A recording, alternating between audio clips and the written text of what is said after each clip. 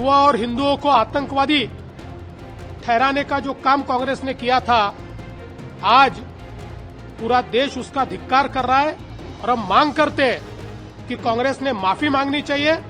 जिस प्रकार से कांग्रेस प्रणीत यूपीए सरकार ने भगवा आतंकवाद, हिंदू आतंकवाद, ये नरेटिव सेट करने के लिए षड्यंत्र रचा और ये पूरा मालेगांव का केस तैयार किया, आज उसका पर्दाफाश हो गया है। कोर्ट ने सबूतों के आधार पर ये कितना खोखला था, ये कैसा षड्यंत्र था, ये किस प्रकार से रचा गया था, ये सारी चीजें सामने लाई हुई है। और एक प्रकार से केवल वोट की राजनीति के लिए अपनी वोट बैंक को और विशेष रूप से एक पर्टिकुलर धर्म की वोट बैंक को खुश करने के लिए जिस प्रकार से नरेटिव लाने का प्रयास कांग्रेस ने किया था और तमाम भगवा और हिंदुओं को आतंकवादी ठहराने का जो काम कांग्रेस ने किया था, आज पूरा देश उसका धिक्कार कर रहा है और हम मांग करते हैं कि कांग्रेस ने माफी मांगनी चाहिए। विशेष रूप से ये हिंदू आतंकवाद और भगवा आतंकवाद कहकर जो अपमान कांग्रेस ने तमाम भारतीयों का और हिंदू समाज का किया है, उसके लिए कांग्रेस माफी मांगे, ये हमारी मांग है। सूत्रधार के खिलाफ आप अपर कोर्ट में जाने वाले हैं? अपर कोर्ट में देखिए, अभी तो इसको डिटेल में हम लोग देखेंगे, इसके अंदर क्या दिया गया है, क्या कहा गया है, इसको देखने के बाद ही कोई फैसला होगा। अपरेंटली जिस प्रकार की चीजें सामने आ रही है उसमें यह स्पष्ट रूप से दिख रहा है कि यह षड्यंत्र था। ये मैं पहली बात तो ये कहना चाहता हूं कि यह पूरा षड्यंत्र ये कांग्रेस प्रणीत यूपीए सरकार का था। पुलिस ने उनके दबाव में काम किया, क्योंकि 9/11 के बाद इस्लामिक टेररिज्म इस प्रकार का जो एक नरेटिव कॉइन हुआ और पूरे विश्व में हुआ, तो कहीं न कहीं उसको जवाब देने के लिए या एक प्रकार से जो एक्सट्रीमिस्ट विचारों के लोग हैं उनको वोट बैंक में परिवर्तित करने के लिए हिंदू टेररिज्म और भगवा टेररिज्म ये वर्ड कॉइन करने के लिए पुलिस पर दबाव डालकर ये सारी चीजें की गई, ऐसा स्पष्ट हो रहा है। इसलिए पुलिस से ज्यादा इसके लिए उस समय की यूपीए की सरकार ये जिम्मेवार है। राहुल गांधी का मालेगांव ब्लास्ट मामले में सभी आरोपियों को बरी कर दिया गया है। साध्वी प्रज्ञा सिंह ठाकुर को भी बरी कर दिया गया है। हमारे साथ बातचीत करने के लिए उमा भारती जी हैं, मध्य प्रदेश की पूर्व मुख्यमंत्री। दीदी, भावुक करने वाला पल है आज आपके लिए, साध्वी प्रज्ञा को बरी कर दिया गया है।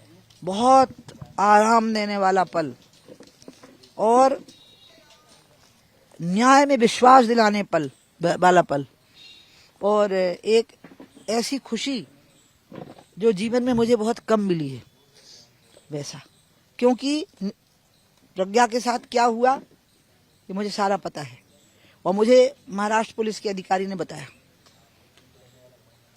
प्रसाद पुरोहित के साथ क्या हुआ ये मुझे सारा पता है। अगर इन लोगों ने वो यातनाएं ना झेली होती और वो नाम ले दिए होते जो उनको कहा जा रहा था, तो बीजेपी के आधे से ज्यादा नेता जेल में होते, उतनी ही प्रताड़नाएं झेल रहे होते। अन्य राष्ट्रवादी संगठनों के पदाधिकारी जेलों में होते और वो यातनाएं झेल रहे होते। ये तो इतनी सारी यातनाओं को झेल करके भी जीवित रह गए। ये जीवित बलिदानी लोग हैं। इसलिए मैं माननीय न्यायालय का अभिनंदन करूंगी। प्रज्ञा और उनके साथ में जो भी लोग बेकसूर साबित हुए हैं उनका आज बहुत बहुत अभिनंदन करूंगी और मैं उनकी निंदा करूंगी और मैं चाहूंगी कि उनको जनता की अदालत में भी सजा मिले।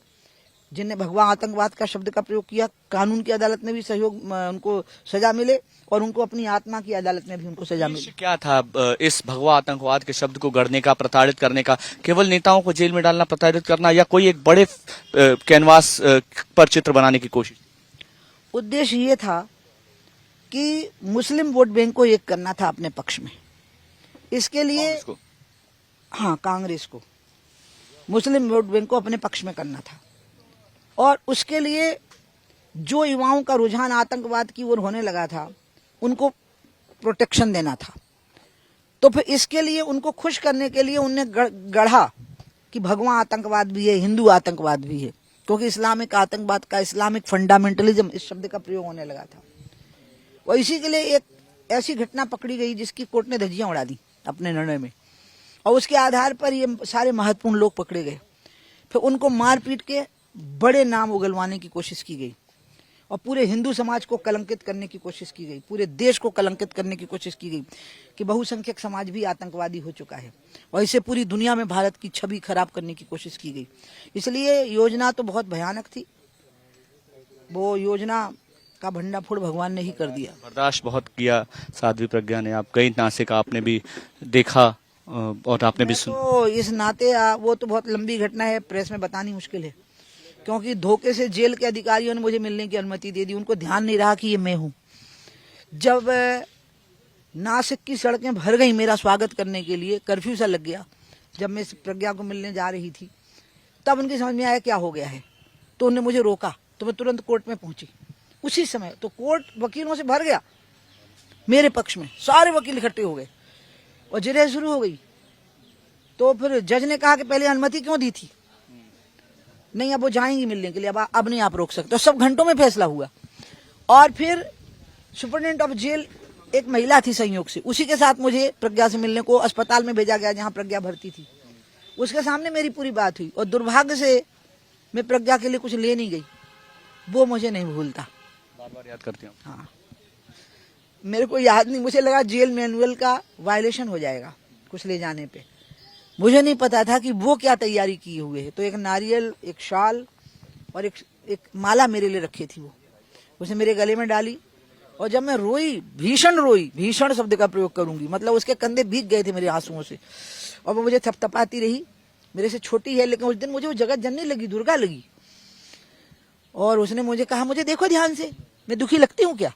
तो मैंने कहा, जो मैंने सुना था वो हुआ है ना तुम्हारे साथ? बोली, उससे बुरा हुआ है। मैंने कहा, फिर भी तुम जीवित रह गई हो, मैं तुम्हें प्रणाम करती हूँ।